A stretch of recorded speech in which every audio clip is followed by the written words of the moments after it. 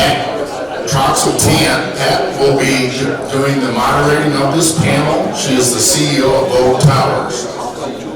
She's a veteran of 27 years in the industry and has been involved in building 5,000 plus towers, so has a lot of experience in the tower business.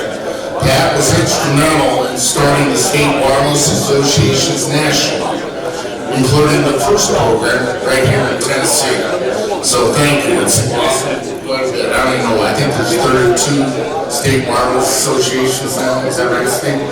Started, and Pat was obviously one of the first to initiate the one here in Tennessee. She had it in Alabama and Georgia and others throughout the country. So she continues to be a strong industry advocate and is passionate about helping folks in the wireless industry.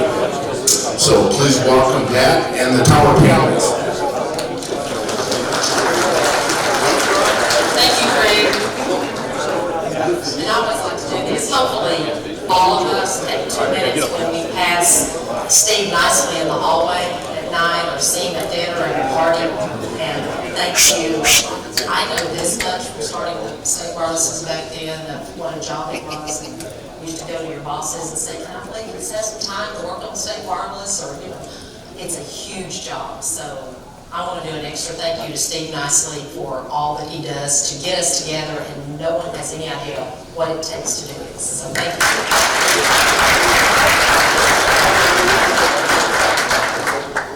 Okay, as someone just was talking to me in the hallway about the tower panel, so we'll take a few minutes and I say this respectfully, not jokingly, talk to some of the smartest people in the industry. Okay, this is going to be fun.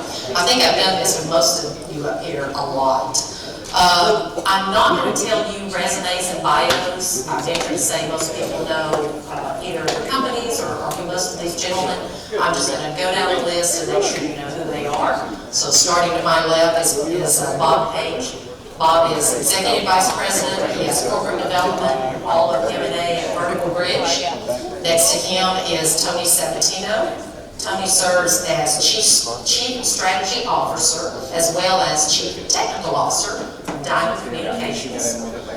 Next to him is Dave Mayo, who we call our guest panelist because Dave is Executive Vice President, Network Development of DISH.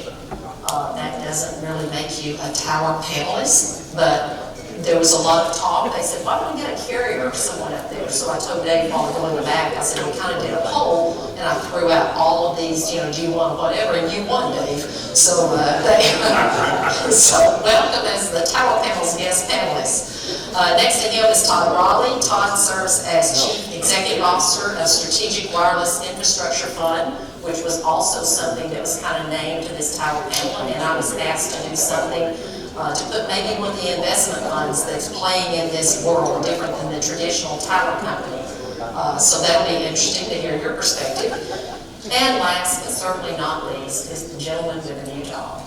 So I do have to tell this, that I had unnamed people in the industry that were other tower company people, Rob does not know this, that said, how come Vertical got 2 slots? And I said, because when he was CEO of Tarpon, Mr. Disick had already accepted my invitation. So I did not want to back out, so we let him stay on the panel. So Ron Disick serves as President and Chief Operating Officer of Vertical Bridge. So there you go, there's your panelists. Let's start with Bob. I know, thank you. Good work. Let's start with Bob. Bob, I like to do this kind of every year, and we do it, and you do a great job of just kind of getting us going, talking about what we call the state of the industry. What's the overall health of the industry? We've done this before in years past, that you didn't have great reports, because you're always honest. Kind of where are we as the whole health of the wireless industry? Okay, good. Just want to make sure it worked. From our perspective, we went through a number of years from sort of 2014 to 2018, 2019, where leasing in the industry was pretty slow. Power bills were relatively slow. Leasing was pretty slow. Last year, we had, and I think many of the tower the public power company reports as well, we had record years. We're certainly off to a good start this year as well. And the other public power companies who I got to hear speak at a Deutsche Bank conference a couple of weeks ago, they're all very optimistic as well. So why? The number one reason I would tell you is, when the carriers spend $120 billion on spectrum over the course of the last 3 years, and they have 480 megahertz of spectrum, that they acquired, they've got to put that money to work. They're not going to, invest 120 billion and then not put it to work. So we're seeing the benefits of that. What's interesting though is those carriers, particularly at the conference a couple of weeks ago, Verizon and AT&T both said, we're looking at peak spending years this year and next year. So if this is one of those things that at least for the next couple of years looks promising, but when I look out further than that, I think you're going to start to see the carriers spending wane a bit. Right, and so Todd, I kind of want to take the question to you again. Totally different, not the large public-private tower company, maybe yet. What's kind of that business plan? How do you see the health of the industry? Yeah, well, from our perspective, we saw 5G coming. About 3.5 years ago, we formed the fund. We raised about $200 million. We just closed our first fund and launched a second fund. But I think what Bob was talking about is exactly where we saw things going. We saw the growth, and we saw opportunities to really invest in the digital infrastructure space. We knew that with kind of all these mid-band initiatives going on, that we were going to see a lot of growth just with the modifications and the upgrades that were going to happen. So that's what we were really kind of focused on. It would be interesting to see kind of how the coverage gaps get filled over time, just with the lower frequency bands, since Dave May will probably go on and on about that. But we saw opportunities there. One of the things that we had an eye on was kind of new entrants, and obviously Dish has been an incredible growth initiative and an interesting business plan. But the whole private network space seems to be another area that has a lot of growth. So from our perspective, we're buying smaller acquisitions, building up from there, and because of the growth that's behind us, and I think the next 3 to 5 years, you're going to continue to see this growth. And that's why it's such a great space to invest in. I think Jackie Wu was talking about the balance of kind of safe investments but great returns, and that's exactly where we feel we're at. Right, I think the good news is there's a lot of work still to be done, which is all of us in the room want to hear and do. Let's kind of stay just a little bit on that spectrum. And Tony, I want to, you and I kind of chatted about this via email and talk about the spectrum, the amount that really needs to be put to work and that C-band and just that mix, and kind of talk us through a little bit about that and how it impacts. First, let's stay on and just talk about how the infrastructure companies, how's that going to affect the tower companies? Well, as we look at, I think the most interesting thing that we've seen over the last couple of years, and we thank Jonathan for his lobbying of getting spectrum in the term. And Dave, we pushed pretty hard for Spectrum Frontier several years ago to bring more frequency to the wireless carriers, wireless operators. And, Bob talked about the 480 megahertz just in that C range, you're from 3, 4, 5 up to the top end of C band. That spectrum being available brings the opportunity for what we're calling, inclusive of the old 2.5, those are really the 5G spectrums below 6 gig. And what we're seeing for us is from our side is the idea of putting that spectrum to work and the ability to really drive massive amounts of bandwidth with a long range of spectrum. You're not really talking about in the PCS band or the AWS band, we maybe have 15, 30, 40 megahertz. Now you're talking about being able to put that in a larger span. Some of the larger carriers out there today have over 100 megahertz of spectrum. The ability to go ahead and push a massive amount of capacity on a cell site basis just in that band is unbelievable. The massive MIMO, I was talking about this morning, we did a trial about 3 years ago with a small rural utility in Tennessee. They're delivering well over 100 megabits down in fixed wireless. You heard Jackie talking about it. The uplink's pretty good at 30, and that's the new 64T, 64R CBRS networks. So the infrastructure guys are really looking at our side, looking at the idea of upgrading and adding that. You all know what's happening with all the carriers. putting the C-band to work. It's going to be many years of bringing that spectrum to work as well as whatever else comes available in the next several years. So we're pretty excited. We're seeing it. I think everybody in the room that has infrastructure is seeing upgrades coming in. And then, of course, hopefully Dave will talk about what they've just picked up in the 345 band and how they're going to play that. And you can't tell us it might be your secret sauce, but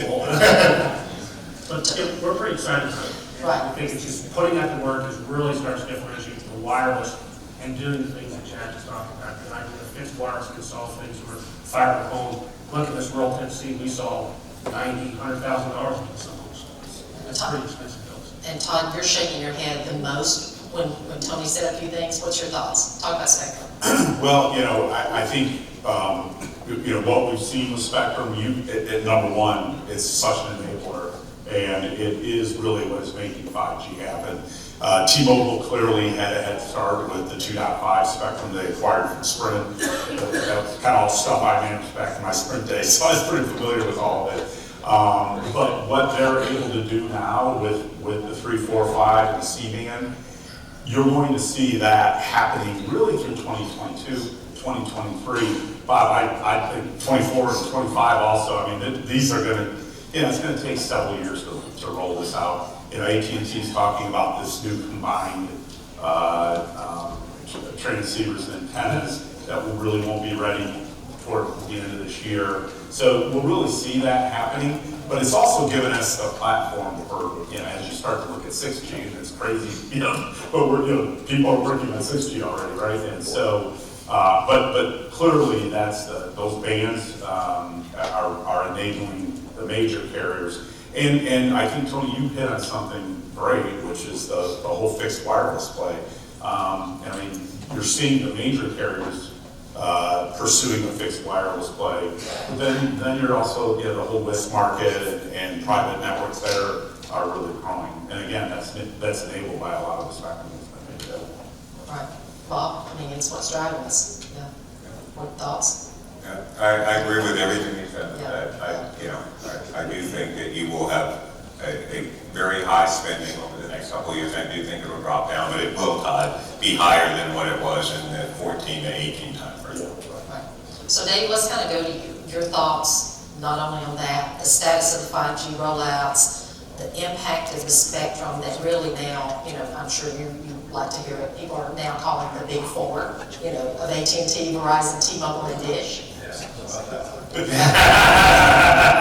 News to you, right? Well, it's great to be here, but first of all, I think from a spectrum perspective, we're pretty excited about the assets that we've acquired recently. The 3.45 is, you might be aware, it's adjacent to some spectrum that we purchased last year called CBRS.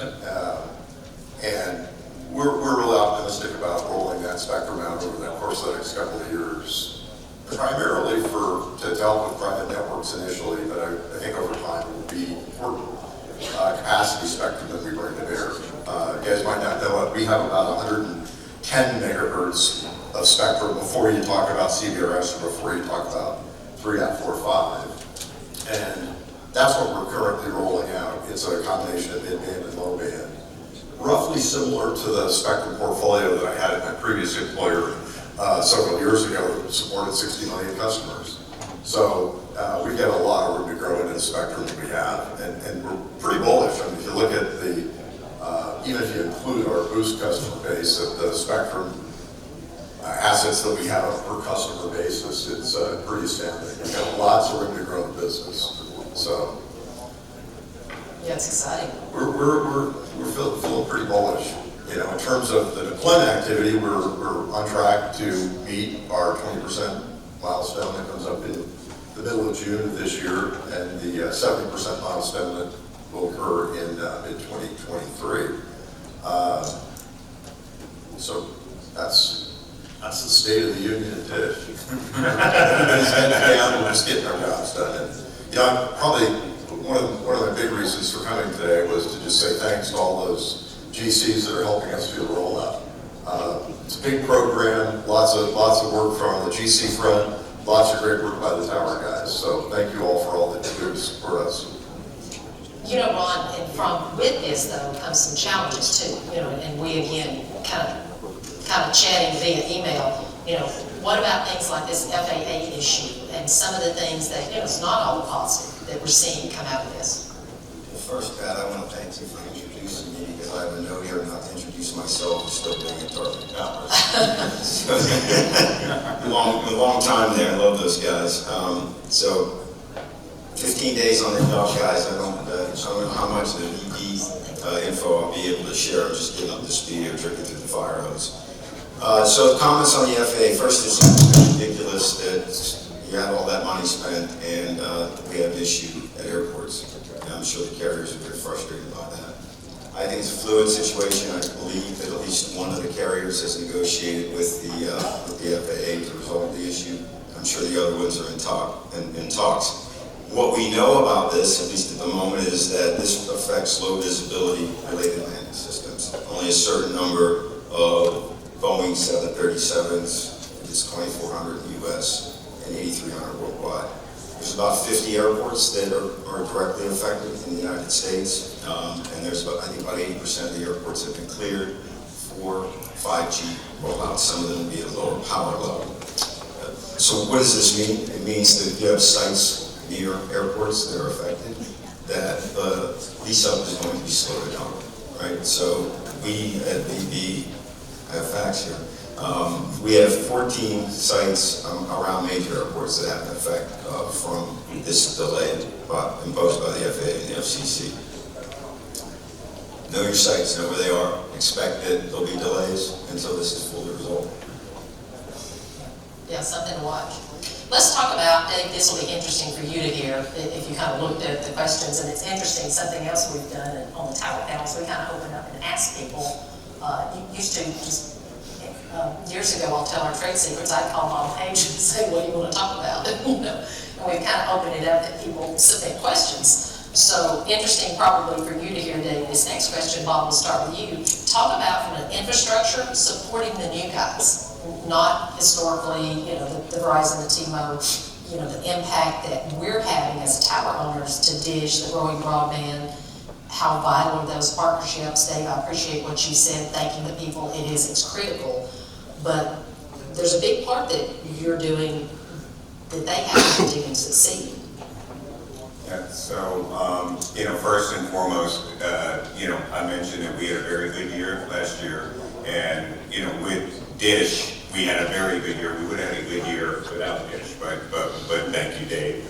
And from our perspective, look, the partnerships are really critical.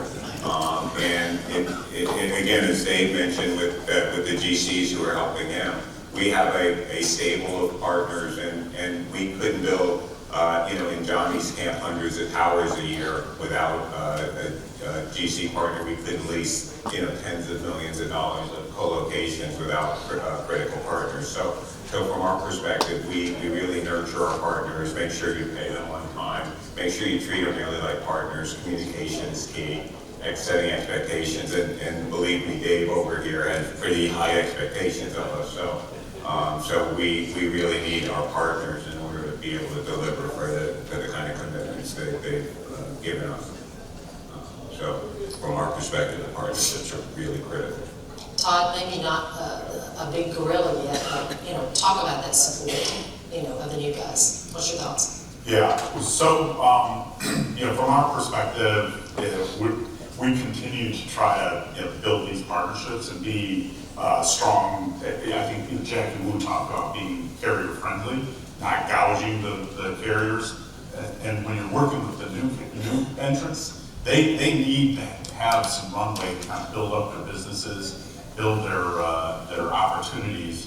And so, we're reaching out and trying to work with those new entrants, new players, to get them started and going. Because we have capacity on these towers, and if you can get them going and stable, then you've got a whole new set of tenants that were outside of that initial set. So from our perspective, enabling that niche is really important.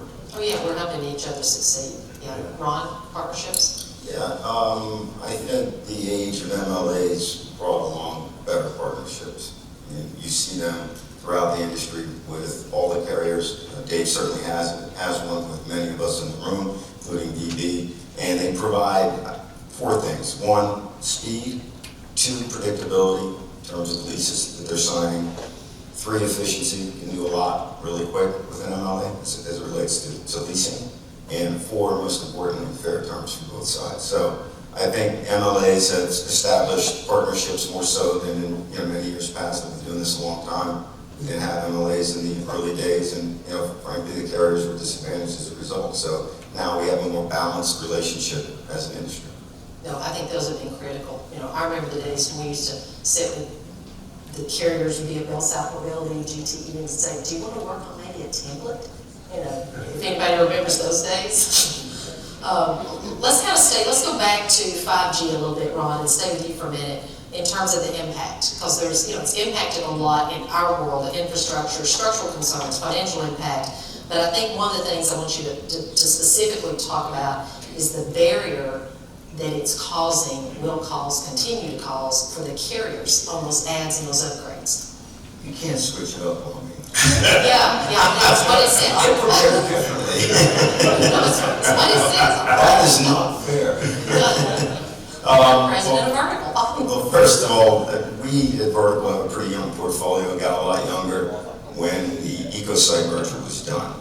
I think by nature, older towers are significantly disadvantaged as we move into more and more bands of spectrum being deployed with additional equipment being put on the towers. Some can be augmented at a price, some cannot. Some need to be replaced. You look at slick sticks and things of that nature. Stealth applications, flagpoles, not real conducive for hanging MIMO antennas on it. So if you have those in your portfolio, I think you need to take a hard look at it because massive MIMO is coming for some of the carriers. I think your financial impact to the tower company in particular really depends on the MLA and the terms that you have. We know that some carriers are reticent to contribute, and then we as tower owners need to make an ROI decision. Do we make the investment in this tower as the rent that we're going to get enough? For us, 2021, as Bob pointed out, was a really great year leasing-wise, but we had, I think, 17 augmentations on telephony towers that we own. So lots of amendment activity, but fortunately for us, not a lot of additional CapEx. And Dave, so let's talk, I think this would be really good to give us perspective of just maybe what we face in terms of structural, some of the challenges that you had because, coming in for co-location to launch probably is critical. Yeah, it's been a bit of an adventure for me. Having done this 20 years ago, the world was very, very different. We built a lot of sites to build the network. And this time, at least in the markets that we'll launch in June, substantially everything's a co-location. And a big percentage of what we'll launch in the 70% next year is co-location. The thing that I would coach you guys on and that I've learned is that as an industry, you don't have a really good handle on your assets, right? As an industry. It's not anyone as an industry. I've just never seen an industry where you're trying to sell something and you don't really know what you got. Think about that for a second. You're trying to sell space on a tower, but you don't know what the hell you got most of the time. I should be able to say, I'm going to put a three-sector site up. Here's the weight, and you should be able to say, oh yeah, I could do that at 90 feet or I could do it at 80 feet, and it'll structurally support the tower. But your inventories are crap, to be really candid, and I think that's one opportunity the industry has. As carriers, we're going to want to move faster. We're not going to want to move slower, and I think whoever figures that out is going to be a preferred partner, only because speed's really important. Speed's really important to me. It always has been. But I think it's going to become more and more important to folks over time as the site counts go up. And the site counts are going to be driven up solely based upon the spectrum that's being deployed, right? Think about it, the spectrum is higher up in the frequency band, which means more site density, which means more towers. So our expectation as a carrier is going to be, we want shit done fast. And to do that, you've got to take cycles out of the process on the soft cost side, and by soft cost I mean through permitting, where there's not this back and forth back and forth guesswork about whether the tower will work or not. I want to know the rad center's there, I don't want to guess. You know, we've got an inventory from which we built the designs. It became really apparent to me this time. And it wasn't so apparent in my past gig because we didn't build as much and it was kind of decentralized. We did the designs all very centrally on a database that was filled out, which was supplied by the industry. And the rad center's not even right. So I think it's a big opportunity for you guys to just get your data right and know what you're selling. If you don't know what you're selling, I don't know how you do it. Long term. Does How do I feel pretty passionate about this. Does anyone on the panel other than me want to comment on that? Tommy, let's go. Yeah, you're right. No.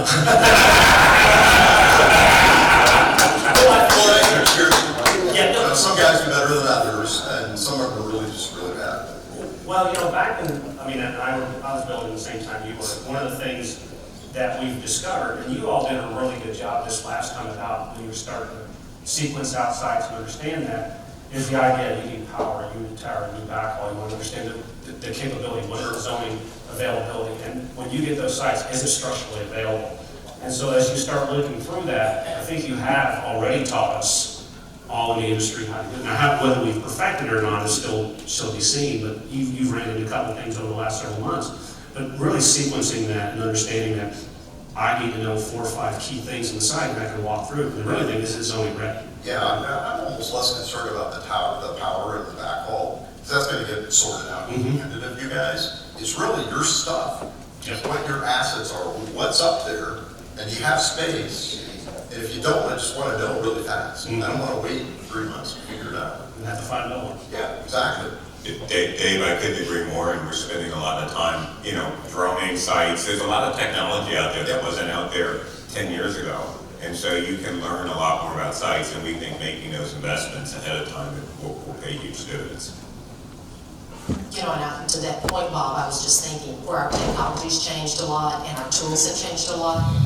Because I remember years ago, I would go to a tower site item and, for an annual maintenance, and it was like, what do you mean? X carrier has added antennas and we didn't even know it. They slid it by and didn't put them in or something. I think we see that too. So the technology is really helping us get a better handle on it. So, Yeah.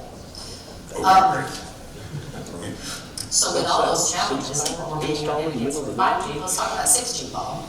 Someone kind of touched on it, but, and the research is underway, we all know. How in the world are we gonna plan kind of that next generation when we're having structural problems all over this right now? Kind of what's your vision? How do you see that? Yeah, when I think about next generation, whether it's 6G or whatever you want to call it, I really think about convergence. And I really do think that, when we talk about the next generation, it's going to be all about convergence. It's going to be about a hybrid network. It's going to be fiber. It's going to be edge data centers. It's going to be small cells. It's going to be DAS and venues. It's going to be obviously macro towers. And I think the guys who are going to do well when you look at the next generation of networks, it's going to be O-RAN. And I think the guys who are going to do well when you look at next generation networks are the folks who have the ability to tie all those things together. As you heard Jackie Wu talk about, from the digital bridge perspective, we think we've got a pretty good formula in that each silo has a subject matter expert. We're pretty good at towers. Exodus pretty good at small cells. Boingo's pretty good at DAS. Zayo's pretty good at fiber, and we think that having, those subject matter experts, but having an ability to knit them together will position, all of us well for that converged world, whatever that looks like. I have no idea what converged is yet, but, I think that seems like the folks who can bring the solution to the table will meet the needs of the carrier the best. Right. And Dave, kind of you knowing clearly your goal and the 5G goals as a carrier, just any comments on 6G, what will that really do as a new, I know you hate this, as a new player just coming in under the 5G? Yeah, we're maniacally focused on 5G in terms of getting it rolled out. 6G is interesting, but it's a long ways away. It's probably, 8-9 years away at a minimum. And I think what you should expect from 6G is just better, faster, and in higher band frequencies, which means more deployment points. And I didn't say sites, I said more deployment points, because the way the industry is structured, I just don't know how you deploy, for example, like millimeter wave or frequencies up in that end of the spectrum. I just don't know how you deploy them efficiently in the world that we live in. So that the world's gonna have to change, that whole world's gonna have to change. So hang on to your hats. Todd, how do you see it? Yeah, I mean, from our perspective, I think like Dave, we are very focused on 5G. I think we've got a 5 to 7 year runway. You'll see that continue to evolve as we get to larger bandwidth sizes and higher megahertz. And then you'll start to see, as those applications grow, then I think those will enable the needs or the opportunities for 6G. And as Bob was saying, there's gonna be a lot of other sectors within this business that get enabled by 6G, in building and DAS and the small cell and all those kind. And I think that's where you'll really start to see an evolution down the road. But, we've got a lot of work left to do with 5G, and that's really the runway. It'll be important to watch 6G and make smart investments so you're able to take advantage of that. But I think focus should be on 5G. I agree. Ron, let's kind of talk about the billions of dollars in the infrastructure plan. Todd Schlegelway, for you all that was in here this morning, Todd kind of talked on it and touched on it and made a good statement talking about, the GCs, the vendors, everyone may not necessarily get their check out of these billions of dollars, but it's definitely filtering down. It's going to impact everyone. But talk for a minute about specifically TowerCos. What are we going to see? How do you capture it? What are you guys looking to do in each state? I mean, aside from the traditional business model, I think it remains to be seen whether you can have a tower company partnership with something like folks that are going to participate in the $64 billion broadband fund. Now, those rules are sort of in play, yet to be written.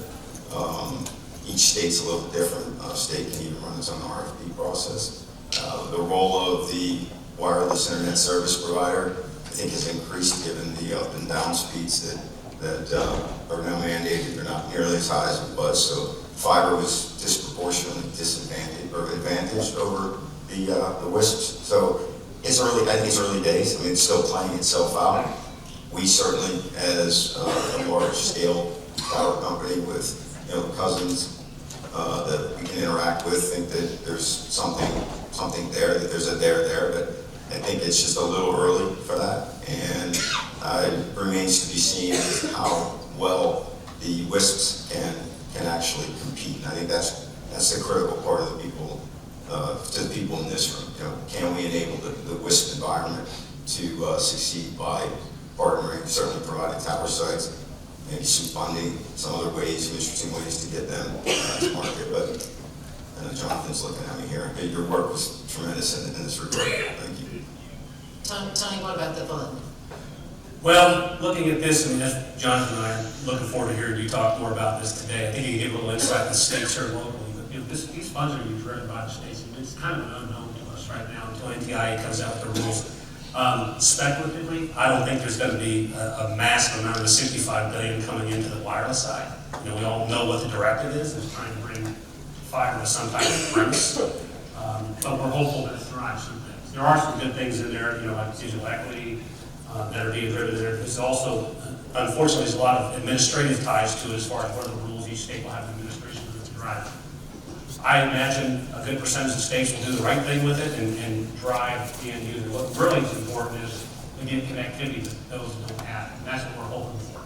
And wireless has a substantial part, like I said earlier, having been involved in a pretty good trial with massive MIMO utilizing CBRS and the GAA side. That's going to have to be part of the solution, and we'll just see how the states implement it as it comes through. I'm pretty excited to hear what comes out in May, right? May should be the first round, and NTIA comes out. I think we all should be looking towards that. So the advice in general is keep an eye on that, figure out how we can play. Hopefully DISH goes ahead and hits rural America before anybody else. 5.5G. Bob, comment? Yeah, look, I have, when I think about this $65 billion being let, I have one major concern or hope that there's a focus on, which is that the money really goes for the unserved. And, you know, sometimes when you think about the slightly underserved, then it could qualify where you've got 10 up and 10 down already, and it's gonna go to 100 up and 100 down over time because people are they're good capital investments. I would hate to see those people get the money to sort of make good better as opposed to making nothing something. And so I'm hopeful, and of course every state manages their own money, every state won't get it right, but I do hope the majority of the funds actually go to make broadband more universal. Let's kind of, Bob, let's kind of switch a little bit. We've talked about partnerships a while ago, but let's talk about acquisition teams, and you and I have talked about this. Because that's something else that's really important is those strong acquisition teams. And we think a lot of the time in the tower world, that means the site act team, right? But the site act, the tower deals, the carrier network deals, M&A that you play in, because it impacts pricing and interest and inventory and everything I think we're seeing even more today of what those teams and how important are they to tower companies. You look from a vertical bridge perspective, you know, we started in 2014 and we've grown to, you know, pretty good size over 8 years, and we've done substantially all of that through acquisitions, whether it's Johnny building thousands of towers or our M&A team acquiring thousands of towers, and you can't build you can't have that kind of progress over that short of a period of time unless you have teams. So we've gone out of our way to, you know, build the teams, put the processes in place, spend the time with those teams to, you know, so that they can understand, you know, and have replicable processes so that when Dave or the other carriers want delivery, we can deliver on time and on budget. So we've invested a lot and continue to invest because the technology, the tools, the systems, the processes, we just get better at refining them. But we think that's, you know, fundamental if you're going to scale. Let's talk, and I want to ask all four, the tower people first, and some of us have kind of talked about it, and I think it was either, I don't know which one we were emailing talking about this, but staying on the positive, keep any negative comments out of it, but let's just talk about truly what is working, okay? Because we'll get to the negative later, Dave. You know, what truly is just working? You know, in some of the conversations we had, whether it's the 5G promises of performance and the release of the spectrum and all of that. And Tony, let's start with you. You know, in our industry, infrastructure, what are we doing right? What's working? Well, in a lot of cases, we are doing the right things. Mostly, I think we have to look back at the carrier and see what's being delivered. And 5G is delivering on its promises. It's giving the capability from the spectrum. A lot of times we get, whether it's the OEM vendors, whoever it may be, isn't really delivering. What's working is companies like this are really looking at innovation for the future. You talk about 5G, 6G. You got a company with Dish that's looking towards the future. They built a network when Johnny and I were building networks early on. We were building switches. We had 200 switches across the country, very expensive assets. You've got an evolving business sequence, and all the carriers start looking at going back and saying, okay, we're building an infrastructure network that is flexible, right? So it's a cloud-based system. It's an O-RAN. I'm not relying on company X, Y, or Z in that territory. I can put whatever type of RAN system in there.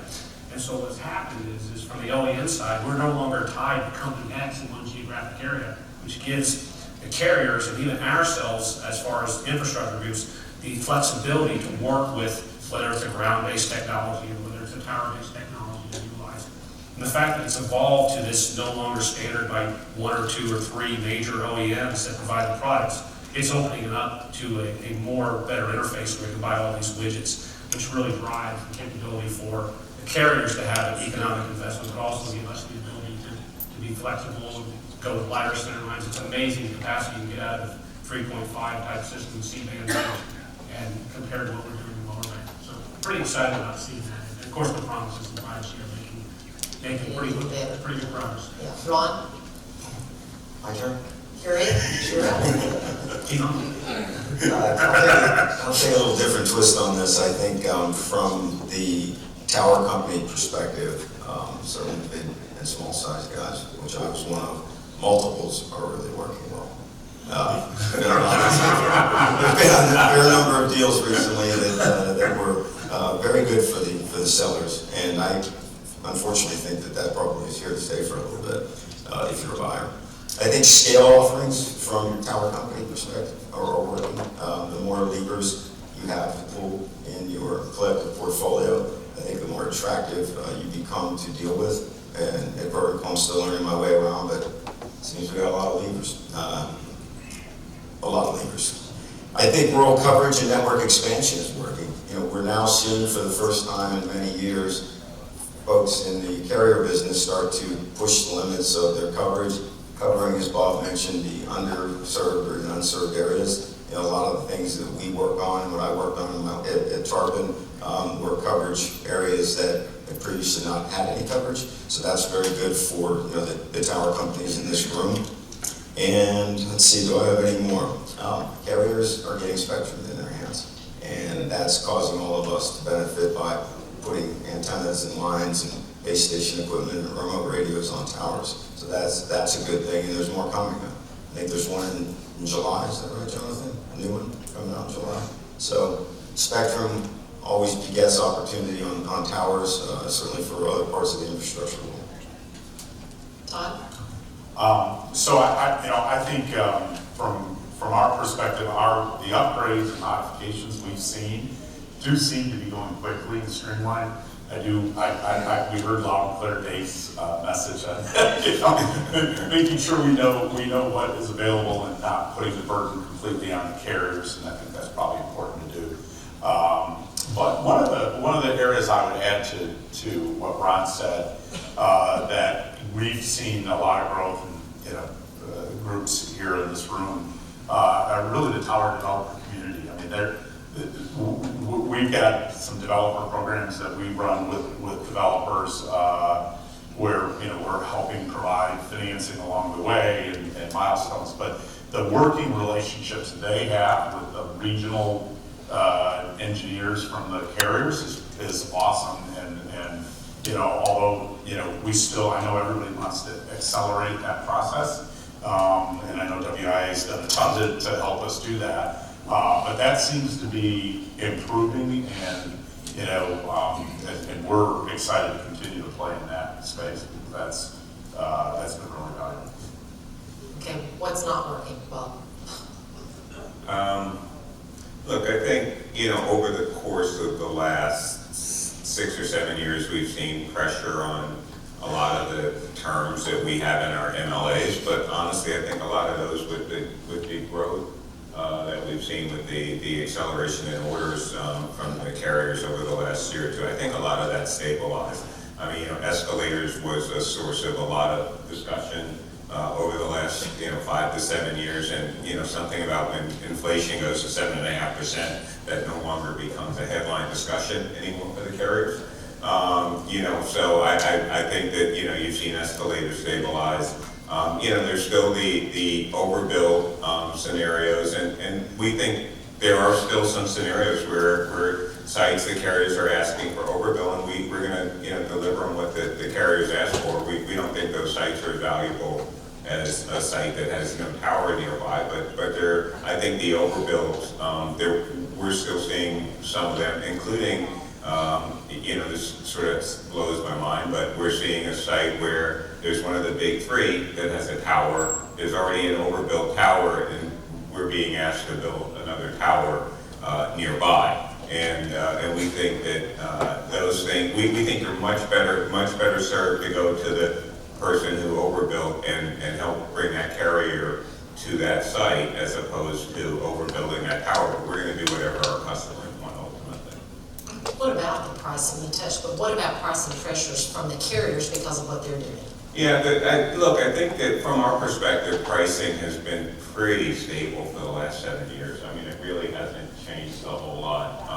I think that when they have high rent sites, where they're paying 2, 3, in some cases 5x what sort of market would be for a location, absolutely, you should listen to your customer there and see what you can do to moderate those prices. So, we've certainly had some high rent sites that we've acquired, and we've been able to work out, constructive relationships with the carriers. But I think it's important to listen to the carriers on some of those high rent sites. Right. So let's listen to the carriers. So Dave, let's kind of talk about, listening to the gentleman, what is working, okay, what's not working, performance plans, all of that, and we also appreciate your candidness so far. So. Many of you in the audience know that you can always expect that. We do. You know, I think from a what's working perspective, I think that the sheer amount of co-locatable towers was a pleasant surprise for me. I didn't see that coming when I started this gig. And we've got markets that will launch that are substantially all colos, substantially, and big, pretty big cities. That was a bit of a surprise to me, and I think it's working really well. So I'm not sure how I would have met the 22 build commitments without substantially all co-location. I think the other thing that's working really well is the whole GC community has really stepped up, and we're getting the support that we need to build out the network at the pace we need to build out the network. And frankly, if I roll the clock back a year, it was one of the risks that I was pretty concerned about, given the C-band coming to market.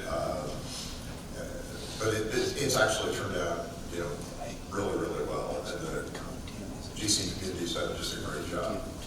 I vented on the tower inventory thing, so that's probably what's not working well. It's probably for this group, that's probably my biggest. If there's one thing I want you to take back or take away is, make sure you have got a good handle around your inventory, because I think it'll pay dividends. I've just never seen a business that doesn't know what they're selling, right? It's just crazy.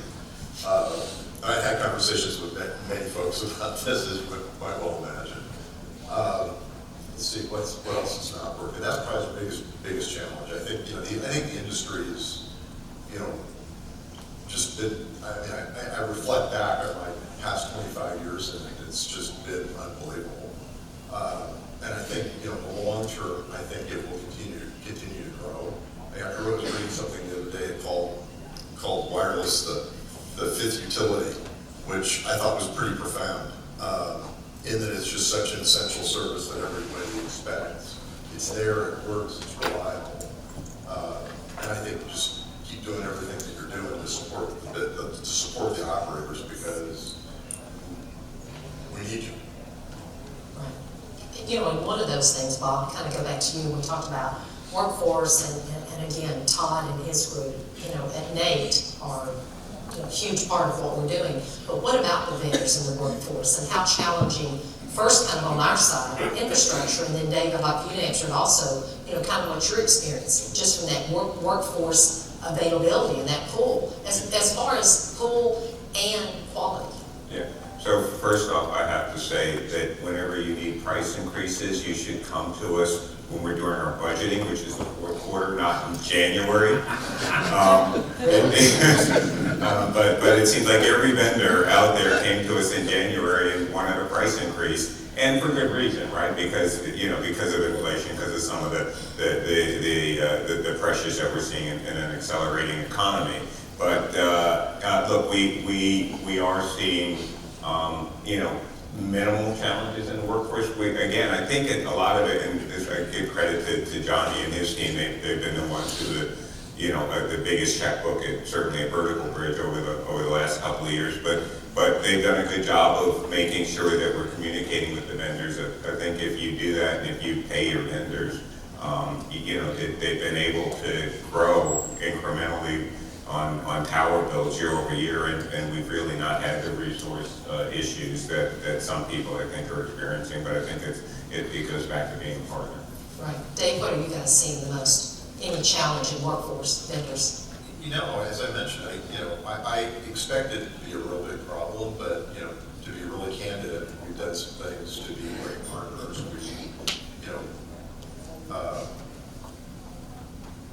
It shortened the payment cycle, in the last 3 months or so, and I think that's really helped, many of the companies that we deal with are small GCs, that, it's a construction business, and it's all cash flow. So we recognize that, and did some work there to help the smaller guys out. I think it's going actually really well. I'm actually surprised. I thought it was going to be a much bigger problem, but I think selection, and, you know, I think the other thing that we have going for us is we've got pretty good continuity of work in a particular geography. And if I put myself in a GC's position, the work tends to be like pretty erratic. And by providing that stability of work, we've been able to retain folks in a way that I'm not sure you can do if you don't have, well, you just can't if you don't have the stable work. And we've gotten the stability principally because we didn't start markets until we had a good backlog of sites to build, right? So we avoided the whipsaw that we all often see and have dealt with over the years. Because that whipsaw is just, any good manufacturer has backlog. I've been preaching my team for 22 months now that we're going to build backlog before we start construction. And it's worked. I mean, it's been, I think, a key ingredient to both attracting and retaining the subs and the GCs that are doing work on the project. Right, no, that's good. So I'm going to kind of stay with you for a minute, Dave. And this is the second most asked, turned in, polled kind of question, and it's kind of just let's talk Dish for a few minutes of anything you can. I'm going to kind of give you several of them, and you address them all or separately. How's Dish different from today's networks, the other carriers? Is Dish building targeted or nationwide? And what are, and you know, it's going to be marketing secret plans here, but what's the target customer? And really, I think what it is what is and is going to set you apart from jumping in at this point in the game. Yeah. Are we ready? Yep. Okay. You're up again. So I think first and foremost what's different is we're building a greenfield network that's 5G standalone. And in doing so, we made a decision to do O-RAN, which is basically the separation of the software and the hardware. And we think that'll pay really big dividends in the long run in terms of our ability to use different configurations of different vendors in different situations. But most importantly, I think it's going to give us the ability to better manage our frequencies. You know, one of the challenges I had in my past life was we were always pushing the vendors in Scandinavia to constantly get more hertz out of more capacity out of our spectrum. And we were kind of at the bleeding edge. And I think what O-RAN is going to give us the capability to do is to be able to take that on ourselves and not rely on somebody else to do it. And the second big thing that's different is that we're deploying the network in the cloud. It's funny because I was here on a market visit last summer, I think, or late last spring. And I went to the market and talked to folks, and it was like, this was about the third market I'd done in that trip. And I went back to my hotel room, and it was like, something's missing. And I couldn't quite put my finger on what it was. And I woke up in the middle of the night, it's a damn switch. Where's the switch? Right? Because we've all built networks, and they're all anchored around a switch in the past. Well, we're not doing that. It's all in the cloud, which is very, very different, and I think is going to give us the ability to do some pretty different things in the enterprise space that I think the other guys will struggle to do. My last gig at my last employer, I was trying to peddle IoT stuff. And I spent some time with oil and gas. And one of the customers was an oil refinery, and I was trying to peddle stuff. Crazy. So he said, so if I buy stuff from you, where does my data go? I said, well, it goes back to our switch. I'll send it back to you. He looked at me like, no effing way. That's not happening. So I think what we're doing is going to give us the ability to put core network elements right on customer printout in a way that I think the other guys will really struggle. I think they'll really struggle. Those networks are not built to be able to do that. And I think it's a pretty unique approach that, you know, Charles is a really bright guy that he was really at the forefront of. And I think that would be a big distinguisher for us. You know, as we think about going to market, which is I think the third question, I think you'll see Dish play in the consumer space. You know, we already have almost 10 million customers with Boost, and we'll move them over the network over time. But I think you'll see us do a lot of things in the enterprise space, leveraging that capability I just described in, to the extent that if I looked, 6 years or 7 years down into the future, I'd probably expect that somewhere 50% of our traffic would be enterprise related, 50% of it would be consumer, which is very different than what happens in the other networks today. So Dave, thank you for 1, 2, 3. I refuse to ask Dave the 4th question. I'll read it to you. Is there any specific message, Dave, to the infrastructure industry or specific needs? So I'm going to be Dave Mayo. Learn what you have on your tower. Is that good? I figured it out. Seriously, that was it. So I'm just not going to beat us up again. So we need to learn what's on our tower. So there you go, number 4. Let's kind of crystal ball in for a few minutes, okay? Let's go 5 years out, guys. Tony, let's start with you. What do we keep our eyes on in terms of, is it straight growth and how in the world we keep up with these carriers and Dish and broadband and all the billions of dollars? Is it 5 years? Is it data centers? I mean, what do we watch 5 years out? Well, I think Dave really painted the picture. These networks, his network is evolving, but it's already evolved. It's brand new, it's flexible, it's capable. We're going to be looking at a lot of transition from the other carrier if they stay ahead. Right? The other things, I think we grew up in this industry talking about subscribers, the end user, but we're about to morph over the next 5 years into a whole new type of customer. And that customer, if you believe the numbers on devices, and it happens to you when you hop in your car, all of a sudden your phone tells you a 7-minute drive from home. How did you know that, right? It's those AIs, the metaverse of all these augmented reality things that are coming out. What that does is it drives other types of devices that have a revenue source. If you look at the 2027, the 2 billion plus devices that are going to be connected, that are going to utilize these networks, it's no longer a ARPU of $57 or something handset. It's all the other things that connect. So we've got to look at how we can enable those devices, which means a 40-foot center line is now valuable, even on a site.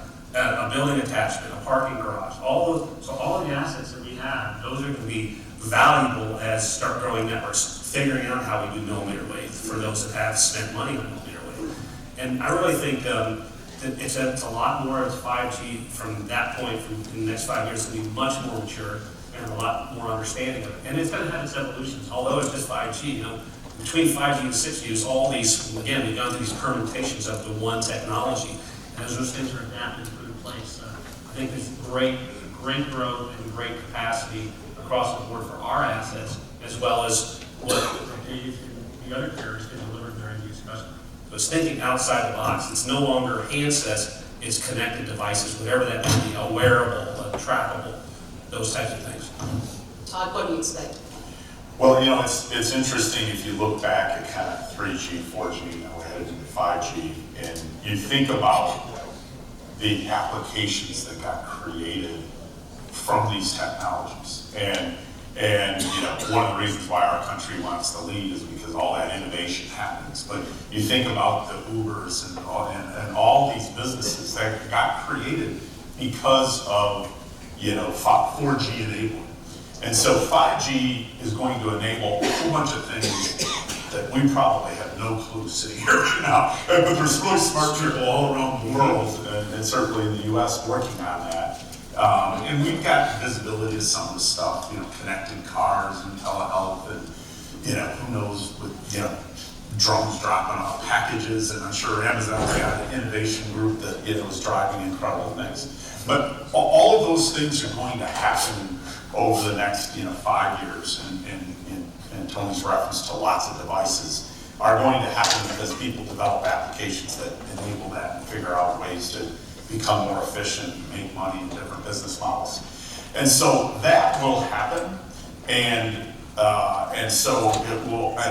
Our assets today will continue to be a core part of that, but there will be new assets that have to get developed to enable those things and take advantage of it. And if your crystal ball is good enough and you make those investments, and obviously Digital Bridge is, you guys have a great crystal ball there. But that's really what I see happening, and it'll be fun to watch. And obviously Dish is building a network that, because they don't have to be bothered with legacy issues and, you know, nationwide voice coverage is an essential thing of day one. You know, you can be disruptive and you know, create new business models. Ron? Yeah, 2 points. I think another thing to look at over the next 5 years is as 5G evolves, the use cases very well may not be originated at the carrier. Right? By and large, I think that they probably won't. And you know, that's significant in terms of the amount of money that they do invest as well. Now, so CapEx would be another place that I would look, in management of balance sheets. You know, there's a lot to do, a lot of investment needs to be made, more spectrum will come to market, and the carriers, I think, will look more and more to solutions that pull some of that money off of their balance sheet and go on someone else's. So, The one thought I want to think of, everyone to think about 5 years out is, and Todd, you touched on it, I just want to take it one step further, is, you know, as Dish rolls out a network without legacy behind it, they will be the low-cost provider, meaning they can produce a megabit of service cheaper than anyone else. That doesn't mean they're going to offer it, that's Charlie and Tom and Dave, they'll all figure out what their to-market strategies are, but it gives them a tremendous amount of flexibility by being able to produce a megabit cheaper than anyone else. Right, no, that's good. Steve's kind of giving me the look, so we're gonna go a little faster, finish up, and Jonathan and I had a conversation last night, and he gave me 3.5 minutes into him, so I'm gonna eat up 2 or 3 of your minutes, if you don't mind. I cleared this first, Steve. Dave had that number 2 question about Dish. The number 1 question goes to Bob Page. Anyone that was here last year knows that will understand this, Ron and Bob. Are high rent reloads still an active concern to neighboring tower companies?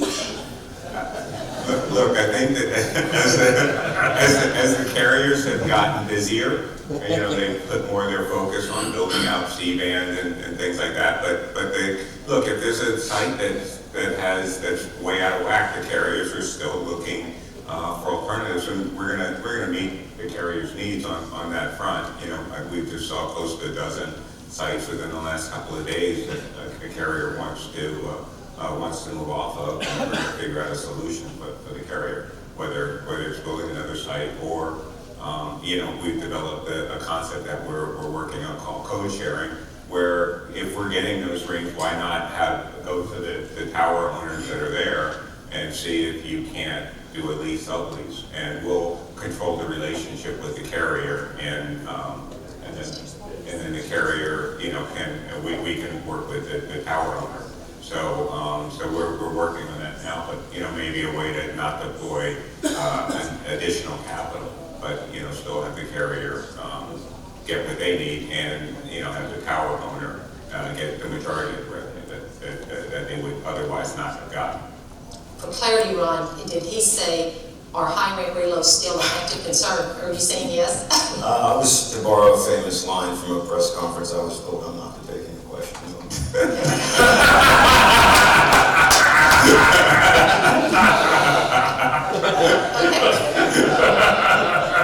So good. Final thoughts. We're going to stay with Bob just for a minute. And this very serious final thoughts. We had a conversation about this. Kind of take the tower company out of it, the carriers out of it, the new Dish out, and let's talk about the industry, the things that are really going to impact us, you know, and it's the world issues, you know, it's the bad stuff going on, it's inflation, it's interest rates, you know, what can happen that we hope doesn't happen? You know, from our perspective, and I think Rick Prentice said it best, which is a BBE is best business ever. And I think the U.S. tower market is really the best business ever, and we're insulated from a lot of those things. So, you know, many of us have, you know, fixed cost debt. So if you have fixed cost debt, you're sort of insulated from those risks. We don't have foreign risk. You know, when the economy goes down, the carriers still send us a check every month. So, you know, from our perspective, you know, we really don't see a whole lot that keeps us up at night. You know, for us, it's all about delivery. It's all about deliver. But as long as you do that, and as long as you can tell Dave where he can go in your tower, I think we'll be good. Please go to your inventory. It's so simple. It's such a simple concept. It is. I'm going to take the liberty to take just a couple of questions. Does anyone have a question for any of the panelists? Shar, you go first, please. Jim, you need a mic so everyone can hear you. It's over here. Here. Okay. It's interesting you talked about inventory because I've spent the last 2 or 3, 4 months writing for Inside Towers about digital twins. I've had like 5 stories of really great companies that all have incredible technology where they take the drones, they turn it into a digital twin, and then basically keep an inventory for all your towers and do a whole lot of other stuff, but at the very baseline. And I think every tower that Dish is on has been flown. Half of the vertical bridge towers have been flown. So you have half their inventory. Why isn't there more conversation up there about digital twins and really what it means to these tower companies as to allowing them to, maybe not easily, but create this inventory? Is that a question for me? I don't know. I think it solves part of the problem. I mean, we made the decision really early on to fly everything, just because we felt it would minimize trips to sites and shoot, technology's there, let's use it. I'm not completely clear it solves all of my inventory concerns, because I'm not gonna understand structural capacity. And it's not that it needs to be down to the science, but you should know where a structure's gonna break based on the last structural that was done. It shouldn't be a big mystery. But it's good, you're right on. I mean, I think there's tremendous value in flying towers and creating digital twins for both you and for the operators. And frankly, that's why we're doing it.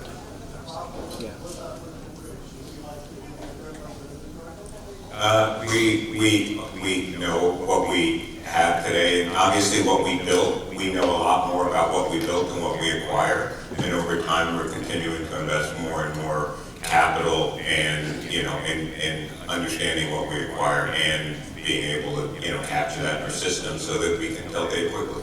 So we're absolutely continuing, to enhance our knowledge of our assets.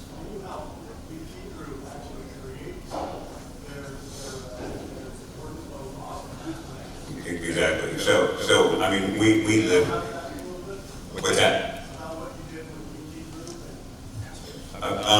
So BP Group, they're going out now and flying all of our towers, simply put, but on a very systematic basis, where the towers that are most likely to lease up first, or when you get a lease on a tower, those obviously get priority.